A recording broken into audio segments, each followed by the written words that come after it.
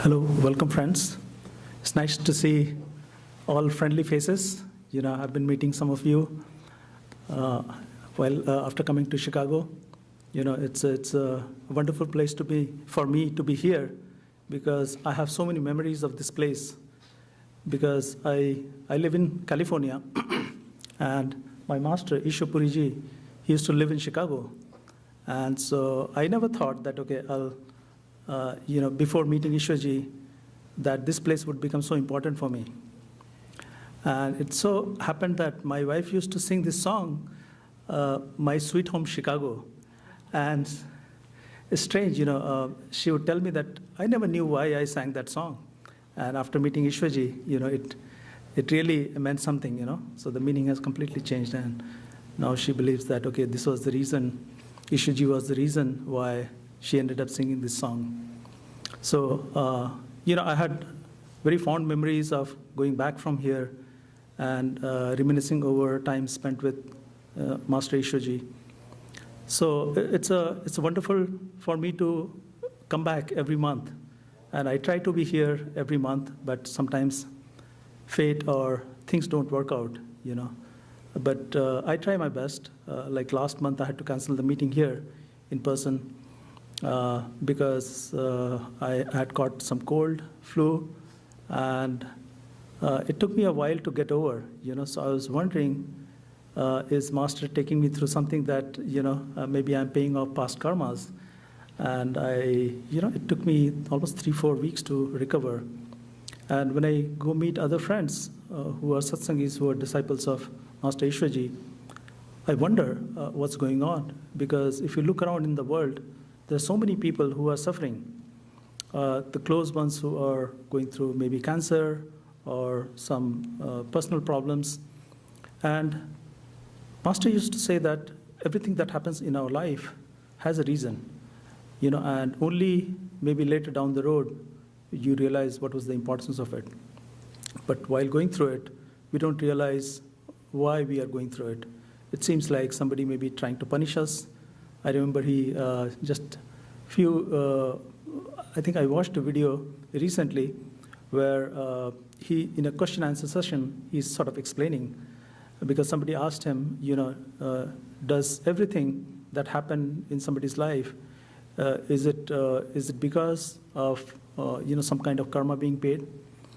And he said, yes. Actually, if you are initiated and Master is watching you in a grander scheme and making sure that you are able to pay off your karma. But while going through our life in here, it's very hard to understand what's going on. Because if you're taking an injection, if a child is taking an injection, of course it's hurting him. So he probably thinks that the doctor or the nurse who is giving the injection, she's punishing him, but it is probably being done for his own good.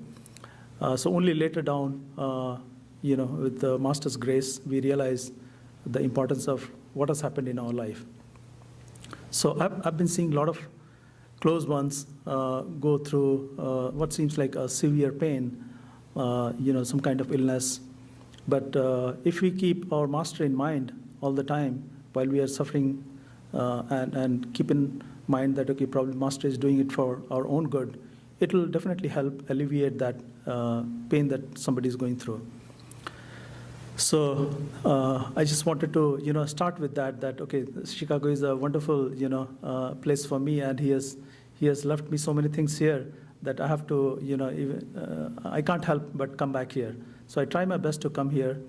Sometimes, situations don't work out the way I want them to. So we are trying to look for other venues other than Harper College so that, I can come and, meet you folks and do Master's work, And thank you for supporting me, encouraging me. I know a lot of people have a lot of feedback to give me, but I think mostly very encouraging feedback.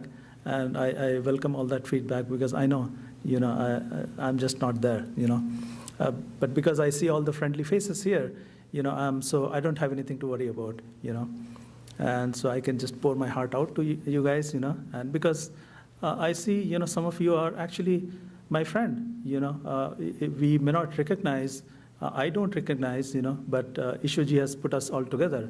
and I see friendship, we are like brothers, sisters. And yeah, I mean, it's strange the way things work out in this life. I never, while growing up, I never could imagine that, I'll be sitting in Chicago, doing this master's work.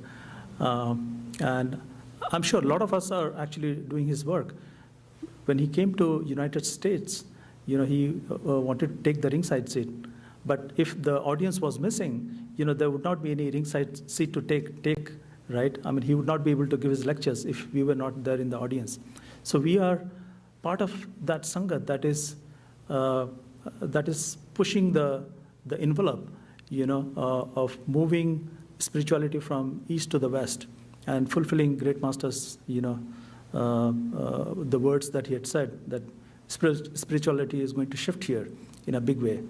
So we are at the forefront of that. So I'm so glad to be, through coincidence, meeting all of you and realizing, some of you have memories of being in the past and associating with great master and Ishwarji and many other masters probably, right? So I'm so thrilled to be in your company, I'm humbled to be, taking a small part in this. So growing up in India, it is strange that, I was just reflecting on how, people from diverse background, take his company.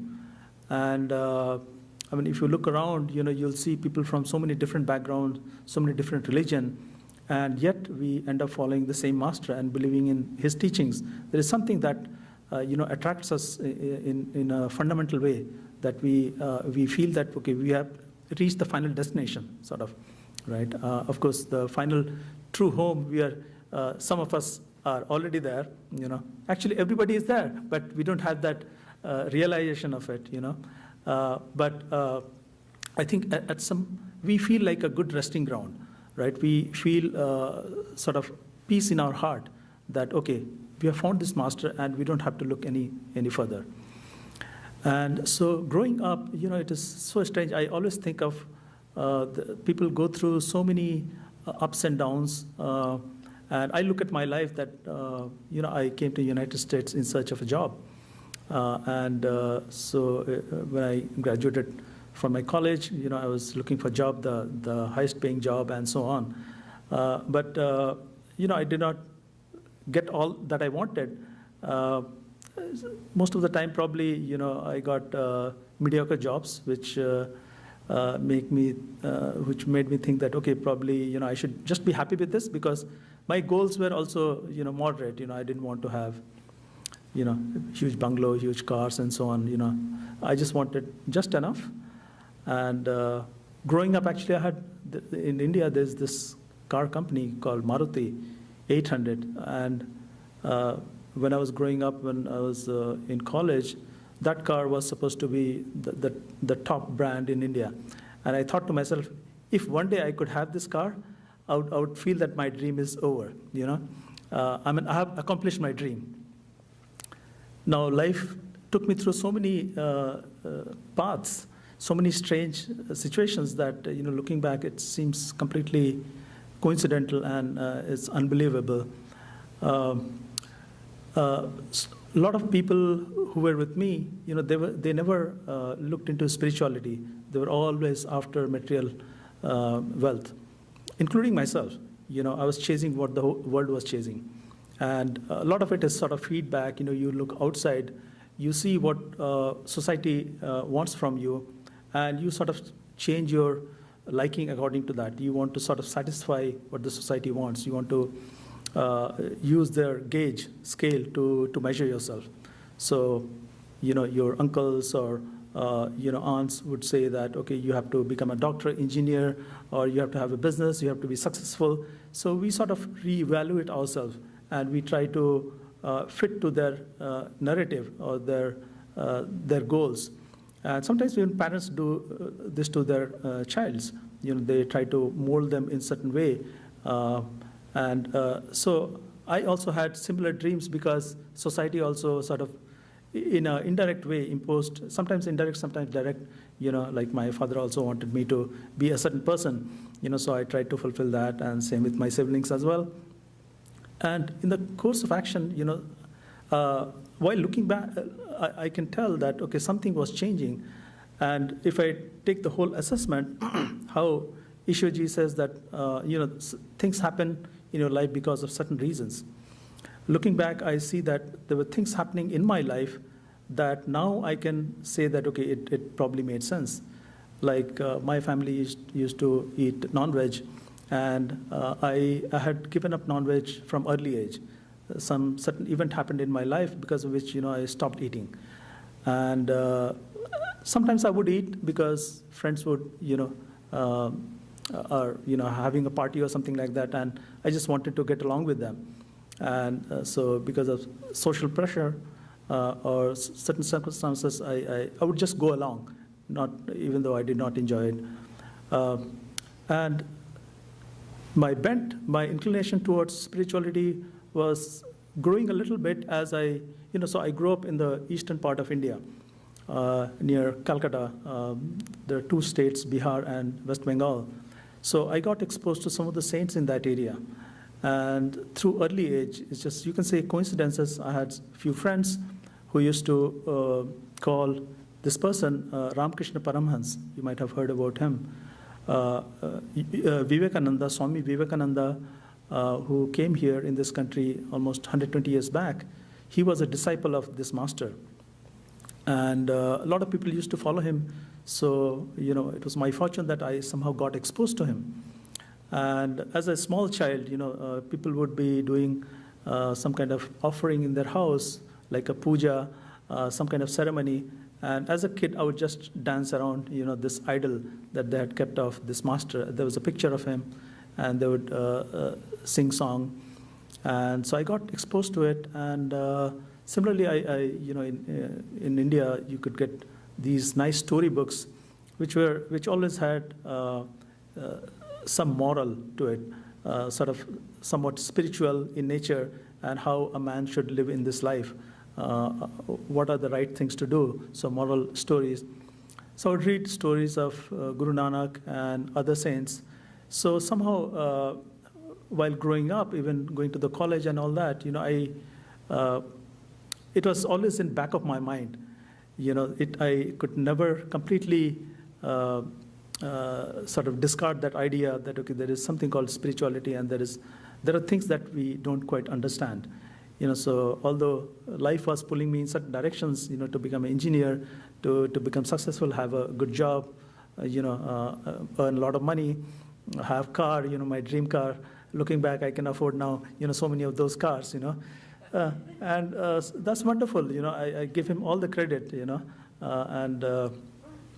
so things started happening. I came to United States in 1998 in the West Coast. Prior to that, I was in East Coast for a year. And like people in West Coast, they just want to be successful. They want to start their own companies. They want to earn a lot of money. And there are a lot of well-educated, very highly educated people, come to West Coast, and they try to establish themselves, and that is their only sort of goal. And people start not just, they become successful. Most of them have, decent amount of money to call themselves successful. But the definition of success changes as you reach them, as you reach those milestones. So people want to, have not only one house. You want to buy multiple houses, make millions of dollars, have a lot of car. You want to have a lot of vacation properties. And you want to start a company, you want to start multiple companies, then you talk about going into $1 billion, sort of elite club. And so I've seen that even though people accomplish everything, what can be, called a good material success, somehow it never occurs to them that there is something else to the meaning of this life. And because they are so much deep down into this narrative that they have to be successful.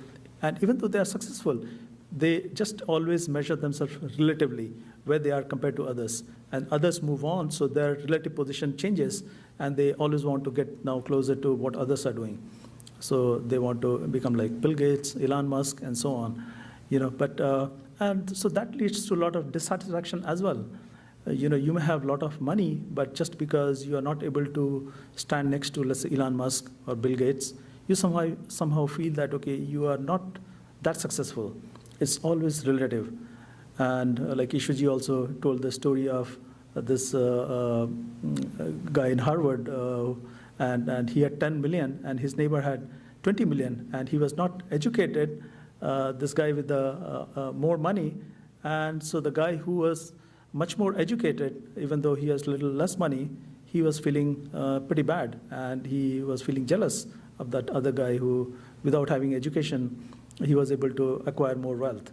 So, society sort of compels you in certain ways to go a certain way, right? And we forget what we are here for. So I feel that we are so blessed to be able to see outside of that bubble, and I mean, for me, it seems to me even more remarkable that even though I stayed in that bubble, somehow, because of him, I was able to escape that bubble. And he enabled me to somehow put that aside and take care of me. And so I'm quite grateful for all that he has done in that sense. But it's not only this life, so I do not know why I became vegetarian, why I stopped eating meat, why I had this bent towards spirituality.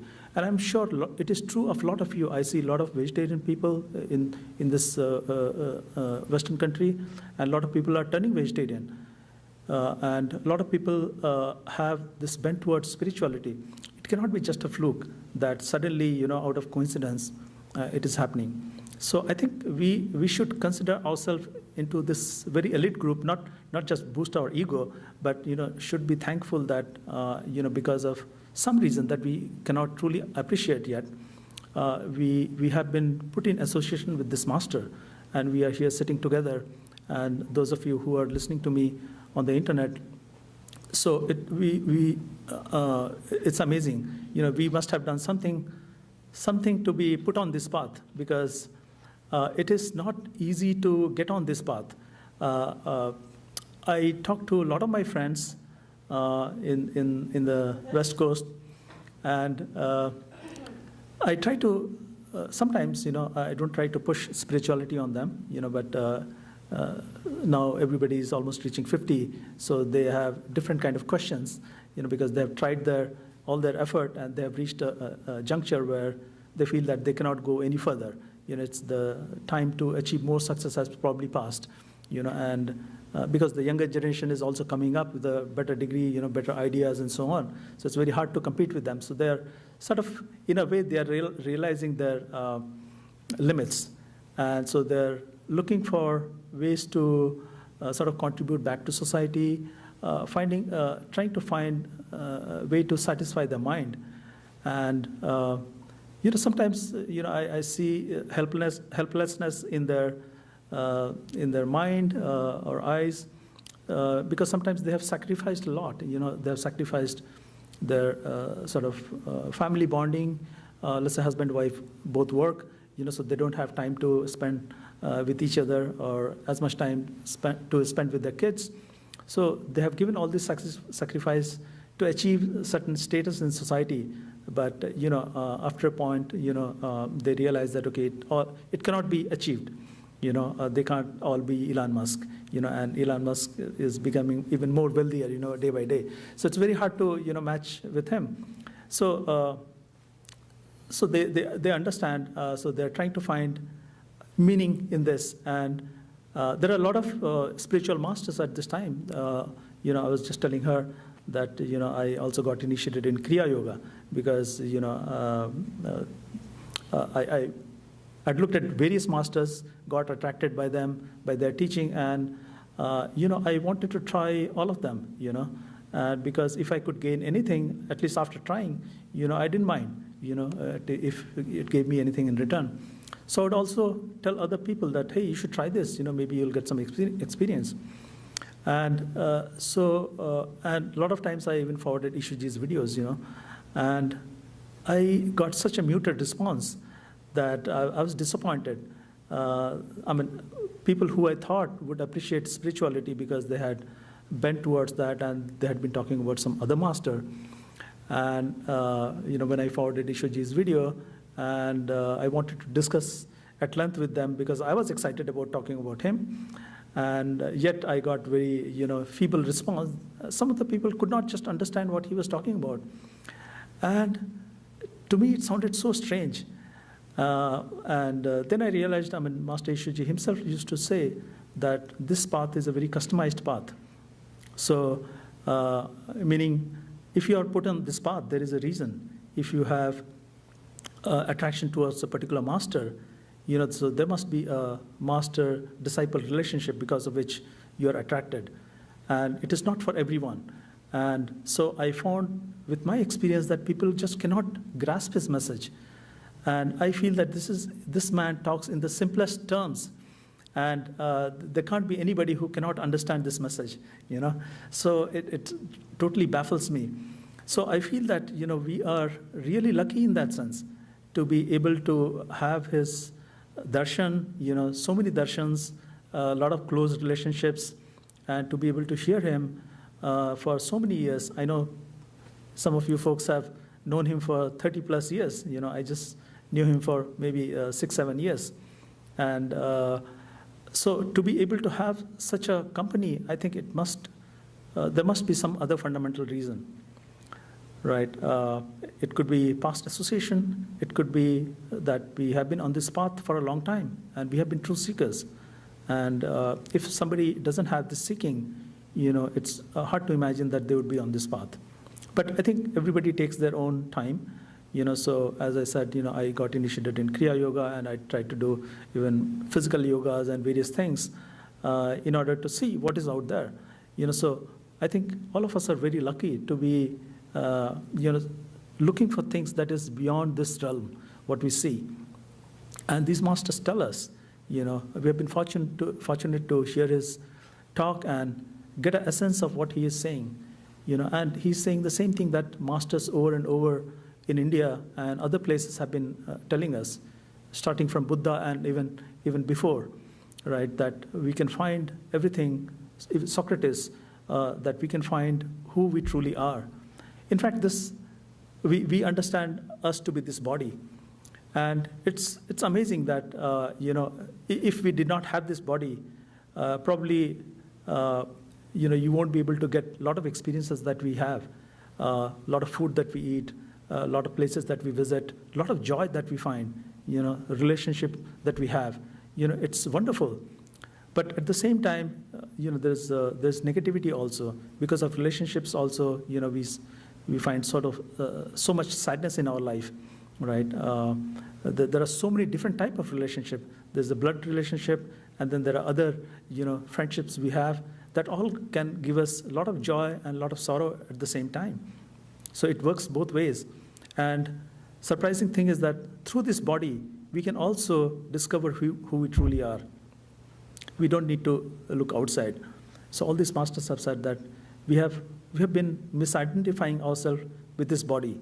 Because if you see when you have taken birth, you're a small child, and you keep playing, and so you have this identity that you are a child. Right? As you grow up, you start going to schools, people call you with different names. You have this association constantly happening that you are a certain person. You are being called by certain name, and you are a boy or girl, you are, somebody's child. As you grow up, you are, you have some relationship with somebody else. And these things constantly keep growing, and you keep identifying with this person who's completely changing.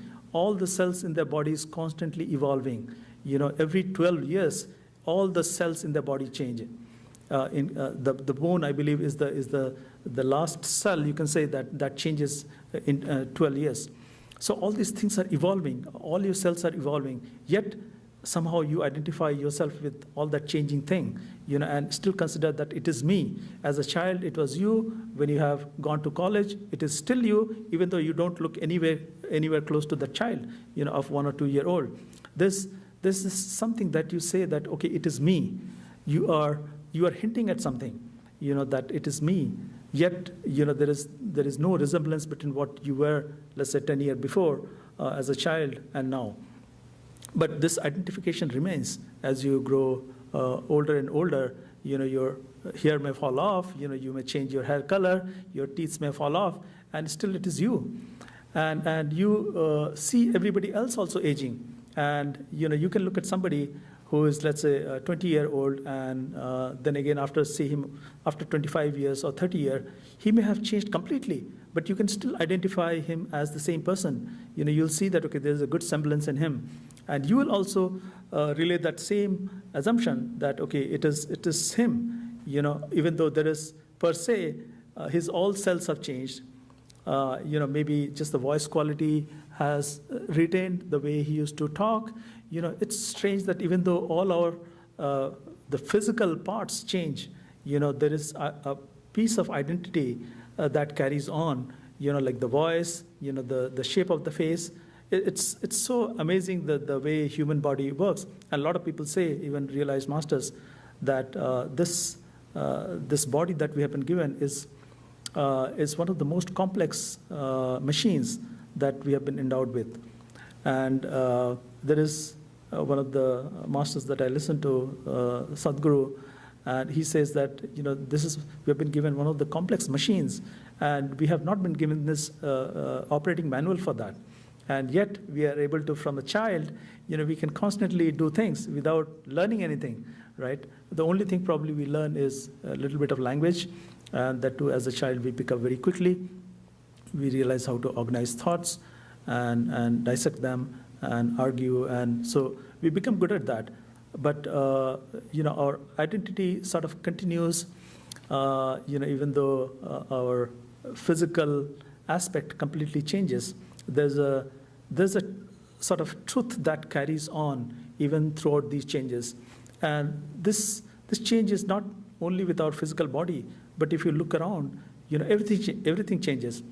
If you look at cosmos, that is constantly changing. Scientists have been using large telescopes to figure out how long this universe has been in existence, and they say it's been 14 billion years since Big Bang happened. But some people believe that that is not quite true, because when they look at using this high-powered equipment, they try to look at the light when it emanated and when it reached, so they can go back up till 14 billion years, but they don't have telescopes that can go even further.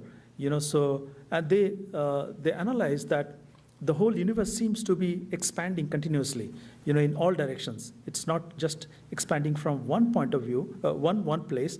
If the Big Bang happened in one point, the expansion should be happening just from that place. But they saw that expansion seems to be happening wherever you look. So as if all the places, all the space is expanding. And I recently found this unique theory by a guy called Walter Russell.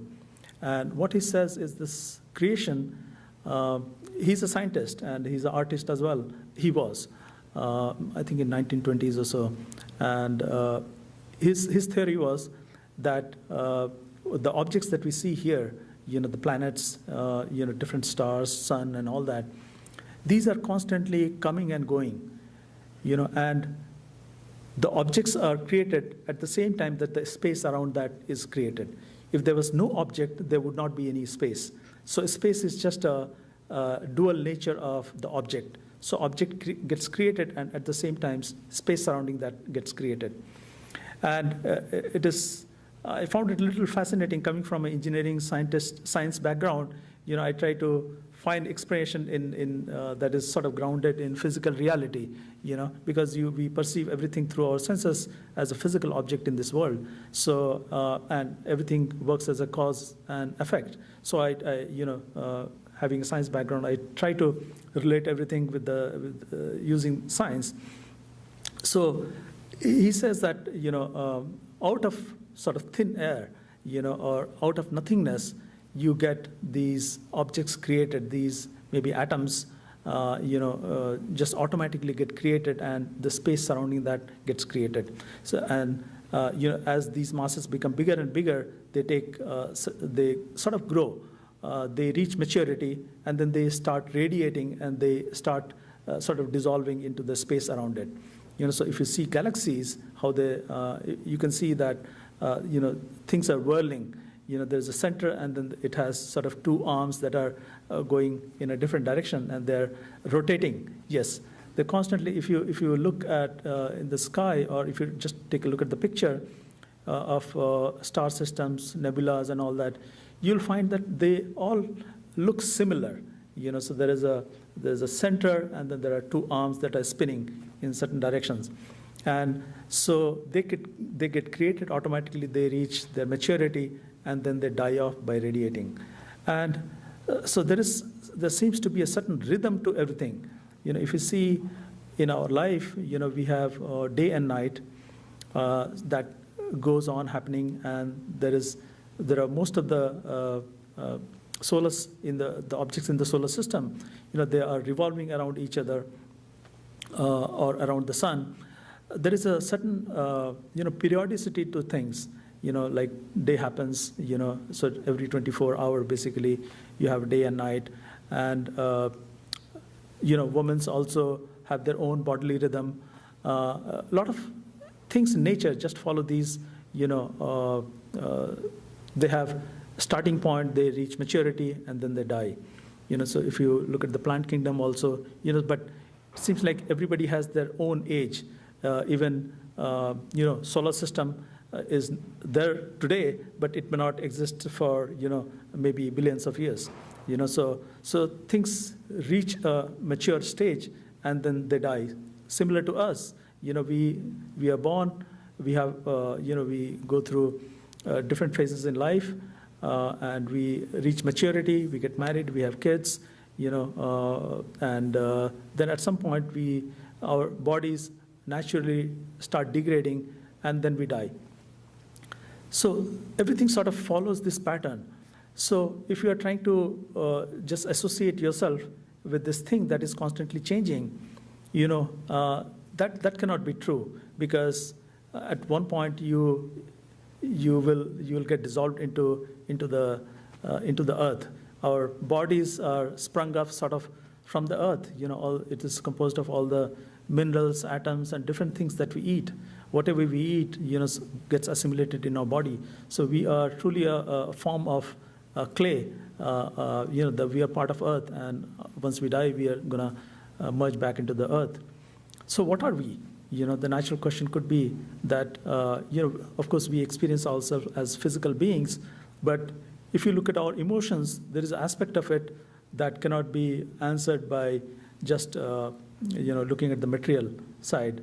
And a lot of people, scientists believe that because of the chemical processes that are going on in our head, automatically we are, we create these emotions.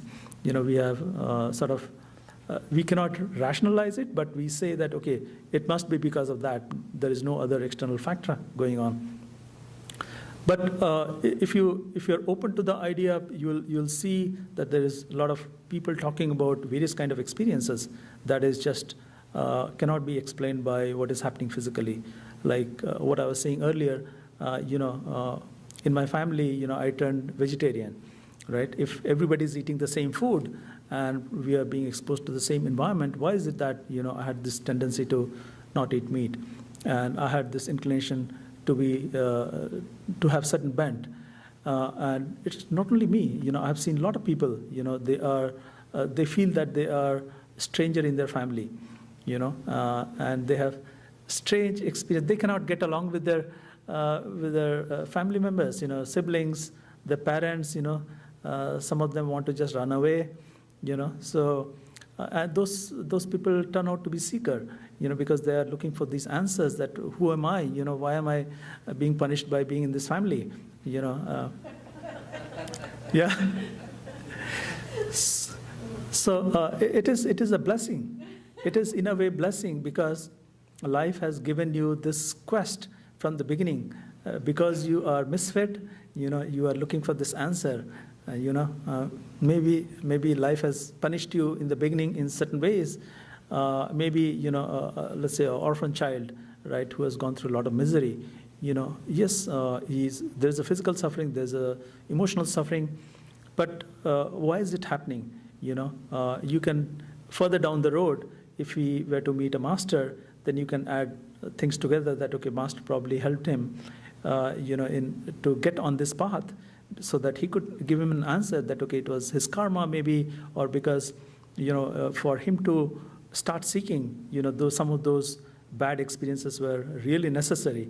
Otherwise, there are so many things in this world to keep ourselves happy. I was in Las Vegas with one of the old satsangis, and to my surprise, 2 o'clock in the night, there was some noise going on in the next room where I was staying. And then I got up, and there was a lot of people in the next room. I couldn't understand what's going on. So I went to complain. My initial reaction was, okay, it'll just get over. But for a couple of hours, up till 4 o'clock, they kept making noise. So I went to the reception and told them, can you please do something about it? I'm not able to sleep. And I saw that, 4 o'clock in the night, and there are old ladies sitting in front of the coin machines, slot machines, and then that noise, constant cling, kitching, kitching, kitching noise is coming. People are smoking, drinking. I thought that it's just a machine, and you're just turning some handle, and then maybe losing money most of the time. Yet you are so much addicted to whatever you are experiencing. And so that's not even an interesting experience in my mind. There are so many other interesting experiences you can have. There's a stratosphere from where you can actually jump. I thought of jumping myself, with friends. Back then I was younger. So you can skydive. You can do a lot of thrilling things if you just want a thrill. There are so many excitement that can keep us in this world.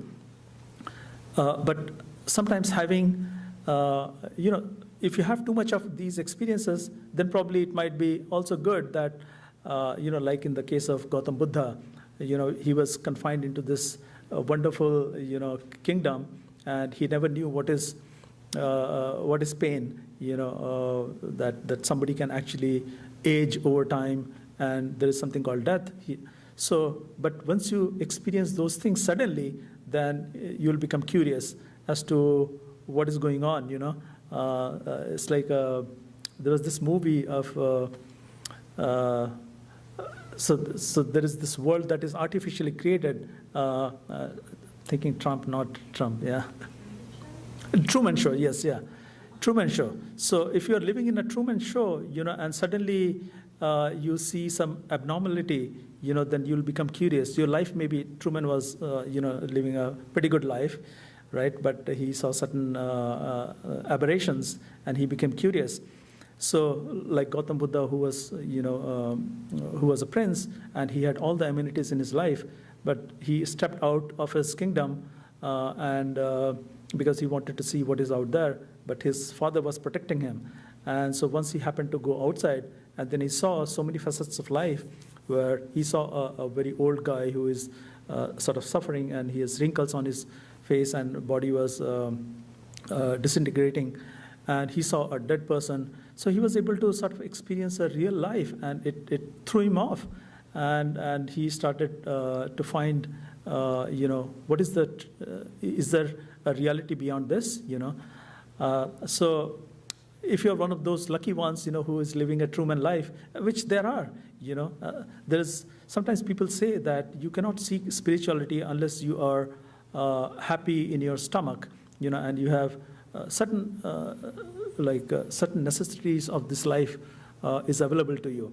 Because if you are trying to fill your stomach, if you're just trying to survive, if you're just trying to pay your rent or take care of health, you cannot think of anything else. So you have to have certain basic necessity beyond which you'll be able to look for higher goals. At the same time, on the other side of the spectrum, if you are constantly suffering, definitely you are thinking of why life is treating you this way. So you could be lucky in both ways, depending on what you have done in your past. So going back to, I find myself in the situation where I consider myself one of the, unlikeliest person to be here, because I did not, I'm sure a lot of you also feel the same way. And yeah, but it's a blessing that whatever it is that we have done, it has brought us all together, and we are all sort of his spiritual children, trying to live by the principles he left and other masters left. And so this body, and their teachings has been that we are misidentifying ourselves with this body. And it so happens that this is the only body through which we can really find the truth, And so in a way, I mean, how many people, if you look at the population of this world, I don't even know now, maybe 8, 9 billion, right? Out of that, if you see the true seekers, how many true seekers are there? Probably in millions only. That is such a small fraction of the total population. And if you look at the life in maybe, who knows, there may be planets where there is life.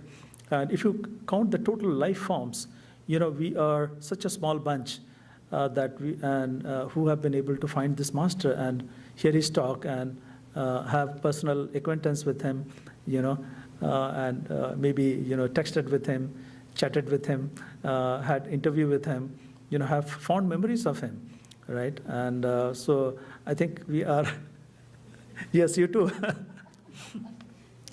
And so we are indeed so lucky, to have his company. I think the best we can do to make sure that we honor whatever work he has done, because he has given all his life to doing his work. At 9, 10-year-old, he was told by his master, Huzur Maharaj Baba Sawan Singh Ji, that he has to do some work for him. So that must, I mean, imagine, at 9-year-old when he is initiated, if he's given some task, and so that must have been some, he must be one hell of a soul,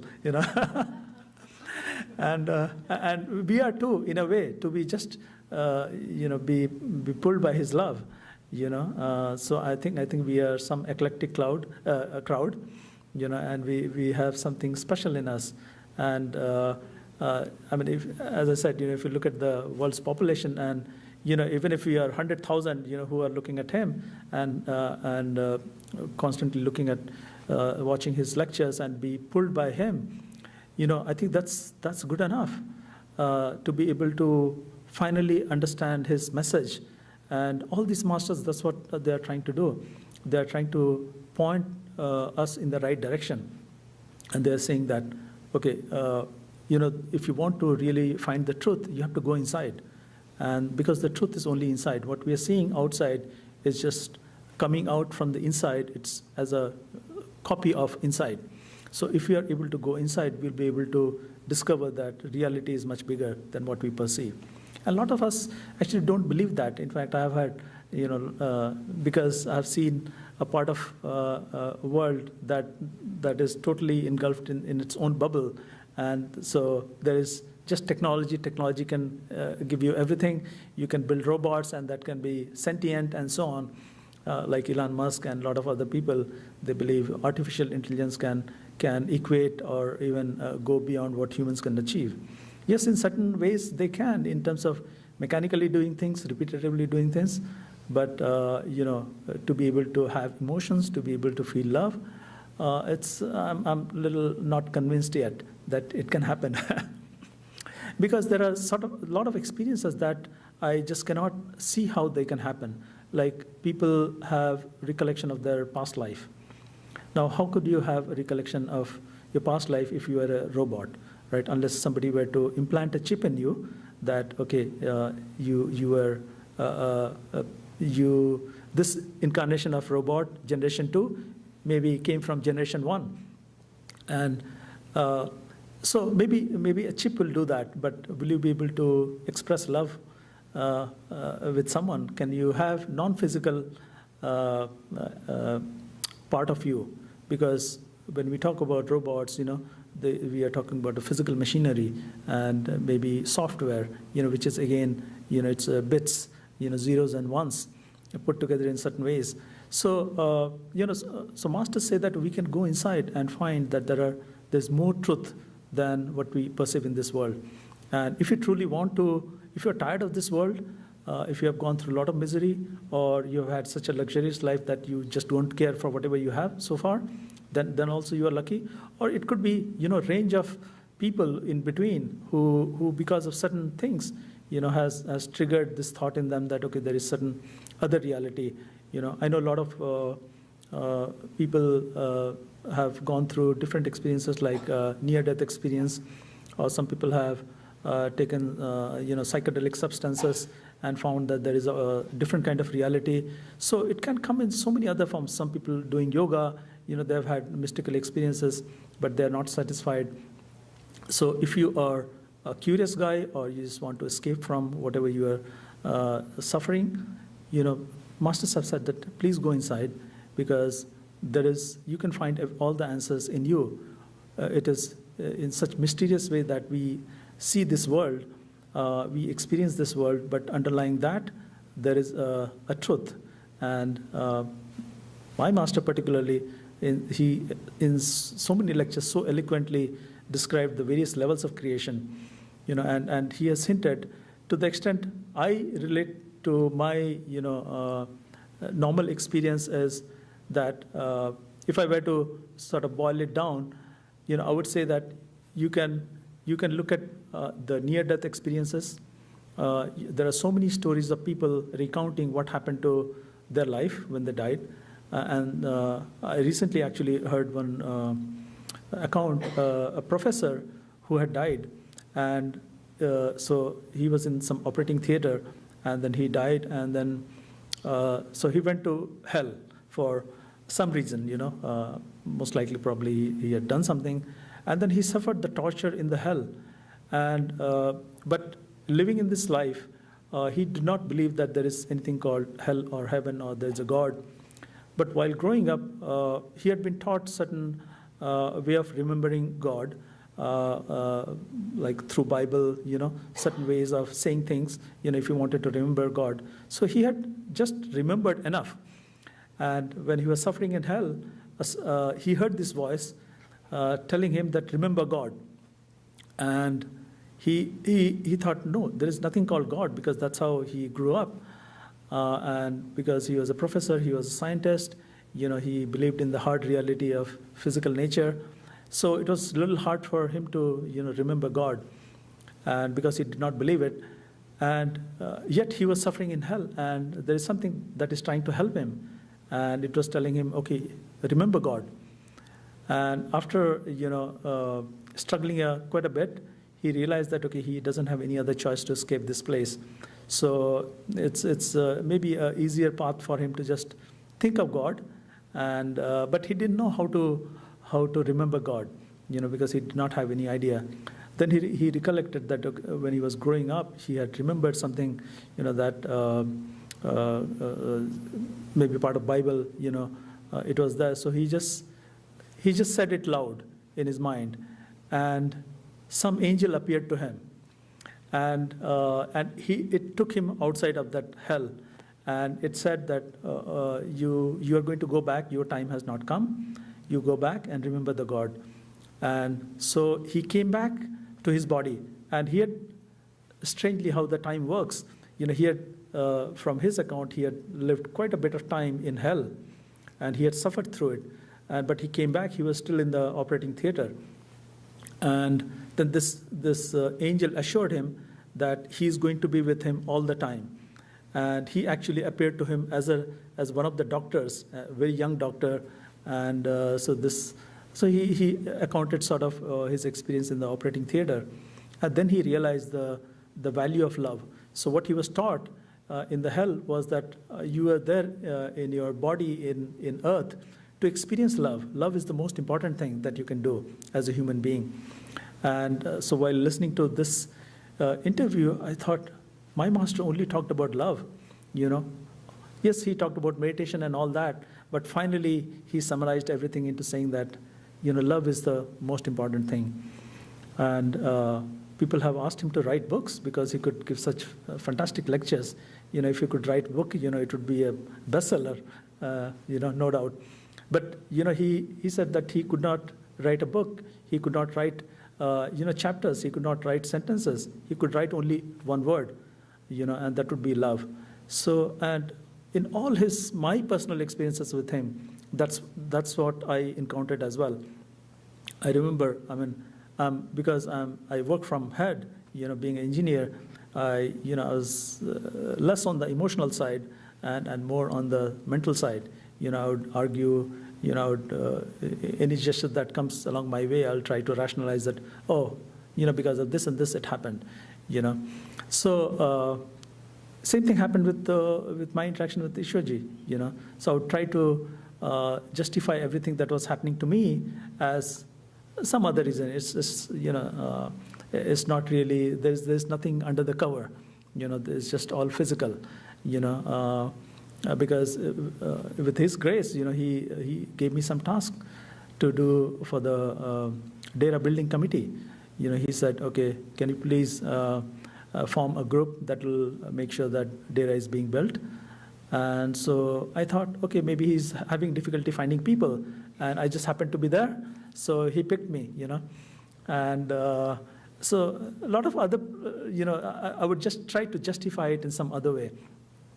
But, looking back, I realized that those were such precious moments, when I got to sit next to him. He would share some of the drinks with me.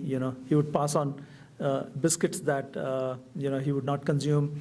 Like Diane would feed him things at random times. Even though he's full. It's like at lunchtime, if he is being offered cookie to eat, of course he doesn't want to eat cookie at that time. So he would give it to me. And I would also wonder why should I eat cookie at this time. So I would just keep it. But I would not give the importance that it really warranted. So I think he had to work a lot on me, I believe, to get this emotional side. And now I feel that, my wife helped me a lot in looking at this emotional side. It was hard for me to, cry, feel emotional at all. Maybe because of my background and because, I became an engineer and, I was living in a cutthroat environment where, survival of the fittest, that's the mantra in the West. So I was also following that, I was bought into that.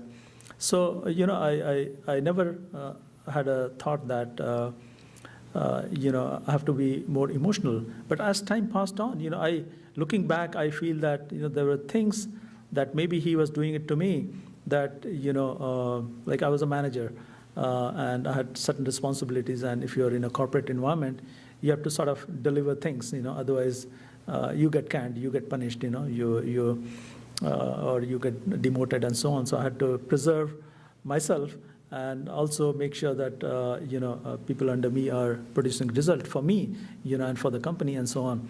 So sometimes a hard attitude is required, but I felt that, although I was not emotional, but there was a part of me that would hesitate in punishing somebody, or showing a rough face, or making somebody, hurt. So, and I just couldn't understand where that is coming from. Because I was not a person like this, I would be ready to fight anyone, When I was young, I would just get into a fight with people, argue endlessly, try to convince my point. But slowly, all that started to change, after associating with Ishwarji. And I think it must have taken him a lot of work to get me to this place. And when I try to see all the friends, I feel so much love for everyone here. And especially, when he's gone, right? And unless we support each other, there's a body of work that he has left, and a lot of messages, and that has to be kept alive. And all of you are helping me, keeping his message alive, because he was here to shift spirituality from east to west.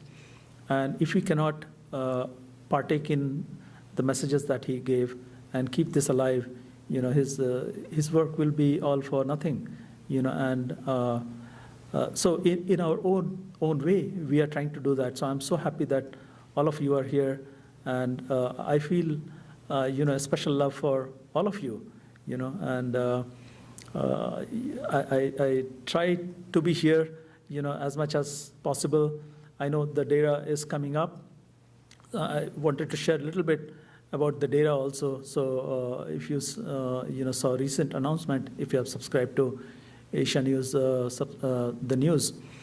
So we have a new website that you can go to from directly asianews.org site, and if you click on data project, it will open up a new browser instance, a new tab, and it's a new homepage that we have created just for the data activities.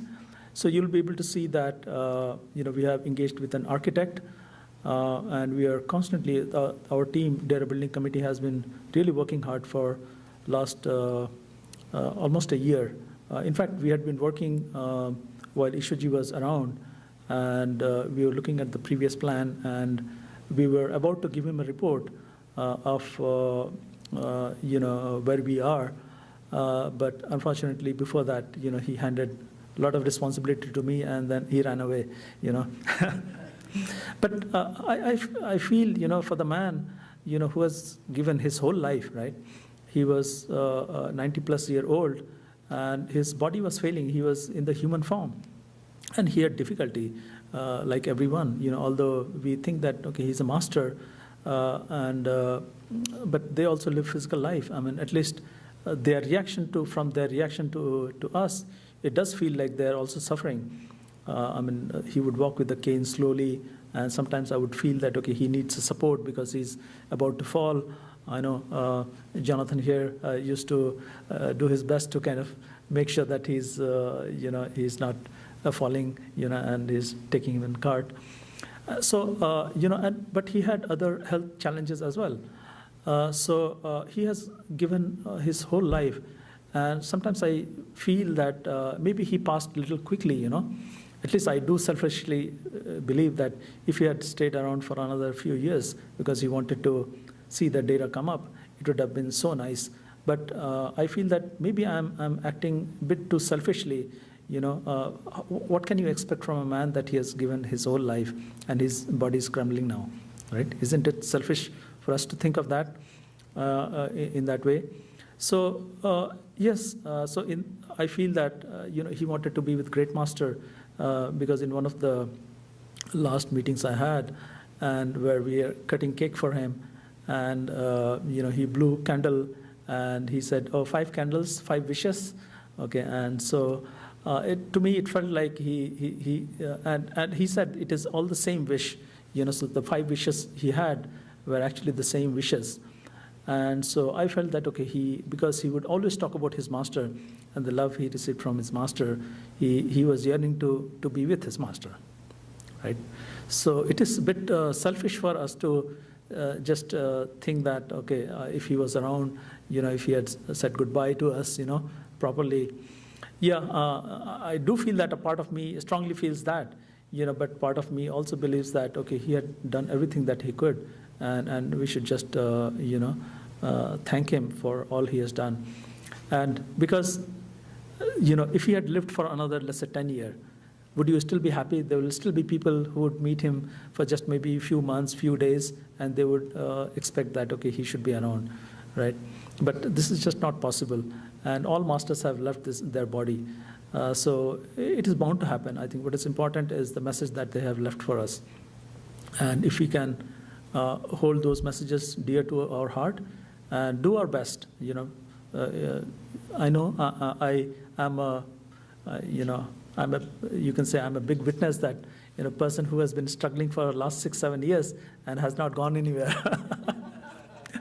So, but I know that results are not in my hand, all I do is, and yet he has given me, so much responsibility. Maybe he's trying to balance something, a lot of, probably I have so much weakness, so much things to do, that by giving so much responsibility, he's sort of saying that, okay, you don't need to meditate, just do these things. It'll be, taken care of, So I'm sure in that sense, everybody has been given some kind of task. And as long as we remember him,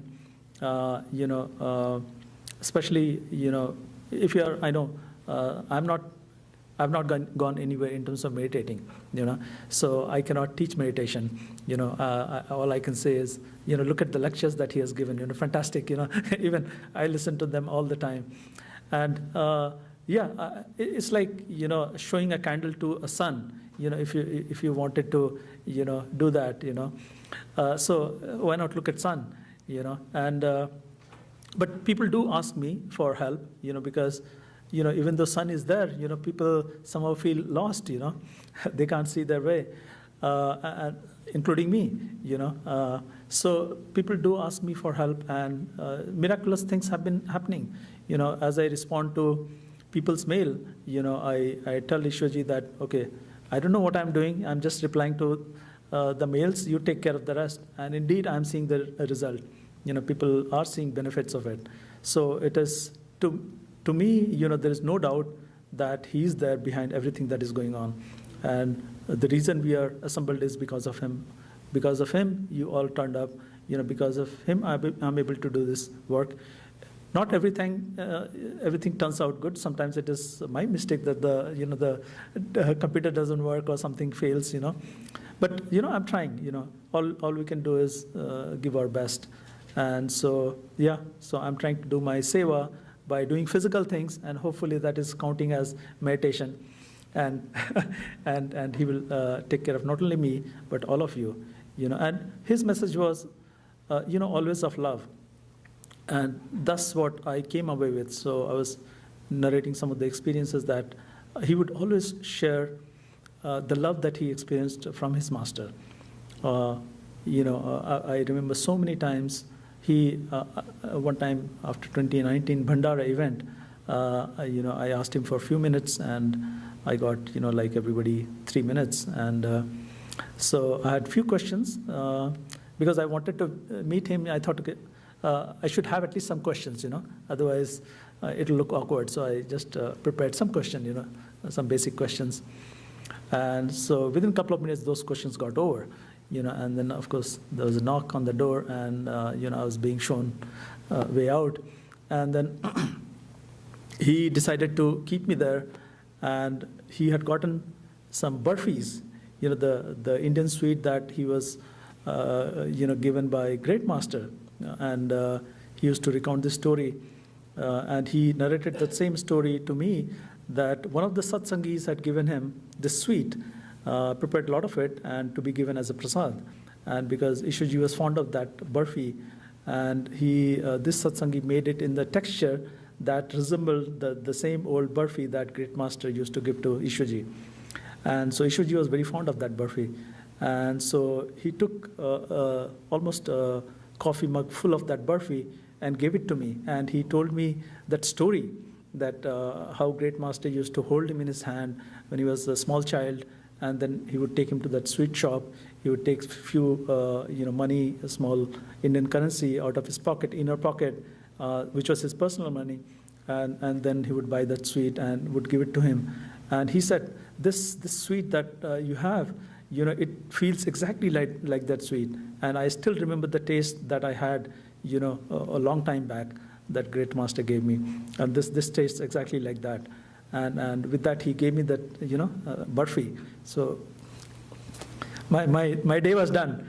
Not only day, but, even now, it's been a few years. I don't think I can ever forget that. There's so many, yes, he did teach about meditation, and, based on our own abilities, we are doing our best. But I think he emphasized that this is a path of love and devotion, right? So if you can experience a love coming from him, which is totally unconditional, which now I believe, having experienced it myself, I understand the value of it. How I've turned like a different person.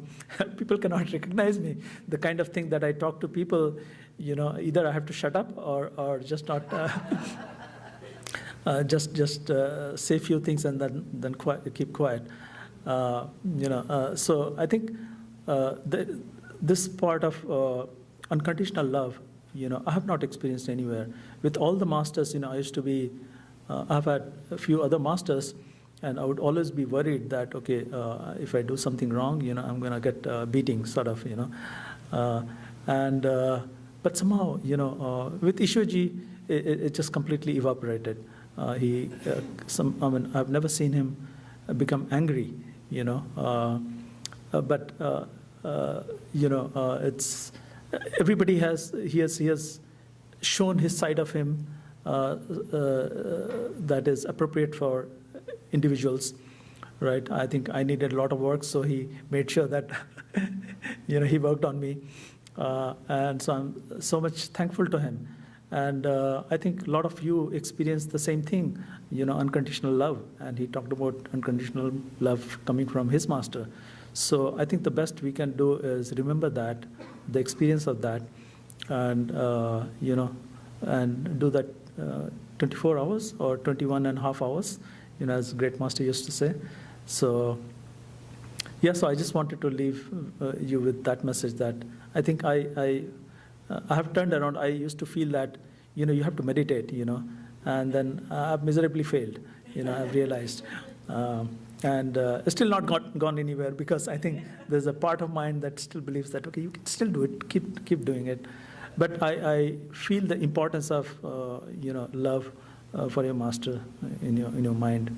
And because that's the one that can overcome, because if you're constantly thinking about your master, then somehow the normal mind is kept away, normal mind that randomly runs everywhere. And it is said that, other masters have said that, when you if you are sleeping, or when you, let's say, die, when you don't have this conscious state of waking up, so in that non-waking up state, sort of mind tends to behave in the same way that's behaving now. So if you are used to thinking of certain things, it will continue doing that. So let's say if you have, if you believe in reincarnation, or a life beyond this realm, when you die, so you'll still have your mind, and it will still keep doing the same thing. So if it has created attachment here, and you die, then it will still be attached to the same things. You're looking for cars, wealth, jewelry, whatever, relationship, it will continue doing that. But if you have association with your master, who you're thinking about constantly, because he gave you such love and unconditional love, and you are totally devoted to him, and you are showing your devotion by constantly remembering his message, then when you die, because your mind is constantly now remembering him, even after you die, it will continue doing that. And as he has promised you that he is going to take you, in his radiant form, so that will happen. So I think the love is the only message, and I hope, all of us can remember him all the time, 24 hours a day. There is a beautiful Qawwali by Nusrat Fateh Ali Khan, and there is a Mira's bhajan, and it says, so Mira had written, Mirabai, she was she was a princess. She became a big saint. Her master was Sant Ravidas, and so I think this was composed by Mirabai, and she said that with every breath that I take, I want to remember you. So in India, they use beads, to sort of count, sort of remember God's names, Krishna, Ram, and all that. So if you, with each counting of the bead, you remember your master, but normally what happens is you just keep moving your beads in your hand, but your mind runs away.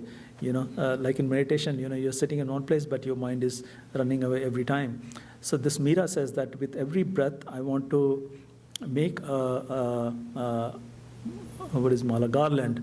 garland of the breath, and with each breath, I want to think of my master.